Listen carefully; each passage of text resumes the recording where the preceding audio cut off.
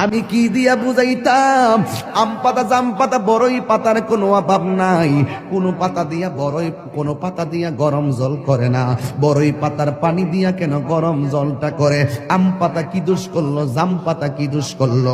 বড়ই পাতা দিয়া কেন গরম জল করা হয়? এই কথাতে কোনো মৌলবি কয় না।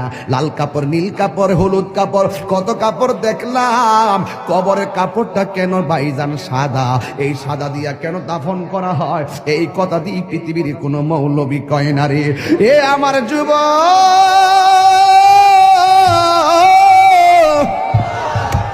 কি দিয়া বুঝাবো কবরটা কেমন ডেঞ্জারাস? কি দিয়া বুঝাবো মরণটা কত কঠিন?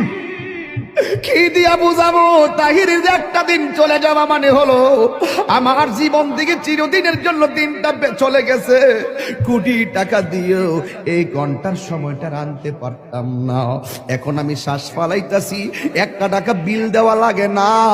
নদীর পারে হাওয়া খাই, বিল দেওয়া লাগে না। পল্লী বিদ্যুতের ফ্যান বাতাস খাইলে বিল দেওয়া লাগে। আইসিইউতে ঢুইকা গেলে দিনে 50,000 টাকা গোনা লাগে। আমার আল্লাহ যে কত নিয়ামতের বাতাস আমরা ঢুকাইতাছে, বাইরে কইরাইতাছে, 1 টাকা বিল নেই না। আল্লাহ কয় বিল লাগতো না, শুধুমাত্র তোরা 5 বার আইসা কপালটার মাটির মধ্যে লাগাইয়া দিবি। সুবহান রাব্বিয়াল আলা বলবি।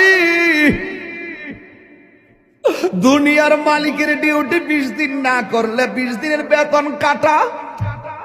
আর আমার আল্লাহ তোরে হাজিরা দিছে দৈনিক 5 বার। 1 মাসও হাজিরা দেও না, 2 মাসও দেও না, মাঝে মাঝে সিটারি হাজিরা দাও। কিন্তু আমার আল্লাহ ইচ্ছা করলে তোমার গলার মধ্যে কাটা লাগাইয়া আমার আল্লাহ রিজিকটারে বন্ধ করে দিতে পারে। এরপরও আমার আল্লাহ রিজিক বন্ধ করে না কেন জানো নি? কারণ হলো আমার আল্লাহ কয় আমি আল্লাহ তোরে মায়া কইরা বানাইছি, মায়া।